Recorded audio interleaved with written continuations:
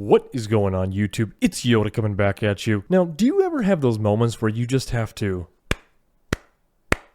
slow clap? Because you hear some news, and it's news that you've been wishing for, hoping for. Well, actually, you guys, I had that moment today. I'm just going to start by reading this headline to you, because it is just, it's so amazing. Like, sometimes you read news and you just have to go, like you just took a sip of Sprite or something. It's so refreshing and so nice to see. So, Call of Duty Warzone Pacific Season 2 delayed until mid-February. Now, I don't know about you guys, but this might be the first time I've ever heard of a Call of Duty release being delayed. And it is magnificent, because this is something that they should have done multiple times over and over and over again by now. Because we all know that we've gotten our fair share of frustration with Call of Duty launches and new content. So this is a breath of fresh air to see this. Now, all of that being said, today I want to dive into a little bit of this news and then go into discussing why I think this is happening. And I think it's really interesting, the timing of this, and we'll talk about all this in just a second. But this article starts out by saying, Call of Duty Vanguard and Warzone's upcoming season has been moved back a couple of weeks in order to allow developers more time to improve other parts of the game. The new date for Season 2 will be February 14th rather than the previously scheduled date of February 2nd. Now, the announcement came with a blog post from the various Call of Duty development teams that explained that the delay is intended to give them more time to fix outstanding issues in Vanguard,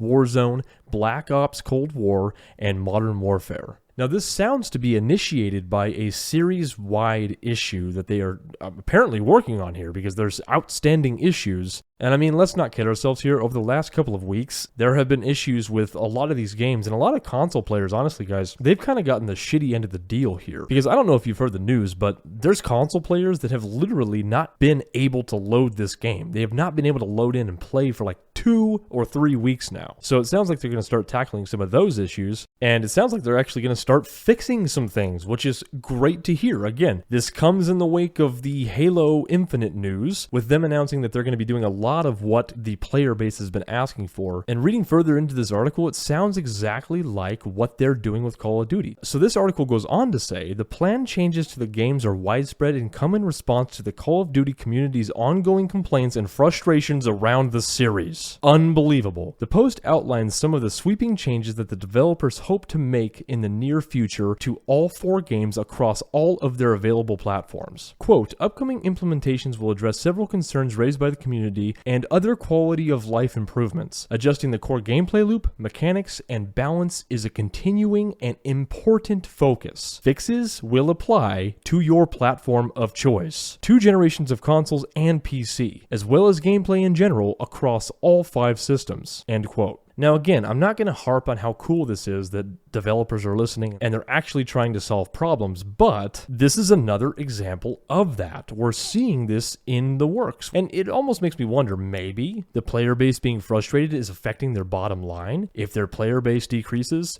if the amount of players on their game decreases, then they're not making as much money on microtransactions, and they're going to get off their ass and do something. So that might be what's going on here. But I also have another hypothesis, guys. This all comes in the ripples of the breaking news that Microsoft acquired Activision Blizzard for $75 billion. Now, this very well could be the largest gaming acquisition ever in history. Now, that's all fine and well, but my hypothesis here is that Microsoft was given a briefing on the player satisfaction in these games before they purchased Activision, and they weren't so happy about what they saw. Now, I know there's a lot of people out there saying that there's no way that Microsoft could be involved in this, but let me give you a hypothetical situation here real quick. You are a mega corporation, and you are getting ready to make one of the biggest acquisitions of your entire history as a corporation. Are you telling me that you are not going to look into the player base? You're not going to look into the demographic? You're not going to look into the activity levels of your customers before you make this acquisition? Are you telling me that you're not going to go into this purchase with complete transparency and knowing what you're getting yourself into and knowing how satisfied the customers are with the product? Come on, guys. Let's all be real here. This, in my opinion, 100% 100% had to do with Microsoft. Microsoft came in, they were briefed on player satisfaction, they were briefed on player retention, and they did not like what they saw. So what are they going to do with the biggest franchise in the lineup of franchises they're purchasing? They're going to fix it. So I 100% believe that this is due to Microsoft, and I 100% believe that they probably have big plans over there. I would not be surprised, guys, if we see a complete overhaul of everything that we thought we knew about Call of Duty now. You don't spend $75 billion blindly, and you don't spend $75 billion if you don't have ideas to optimize that $75 billion.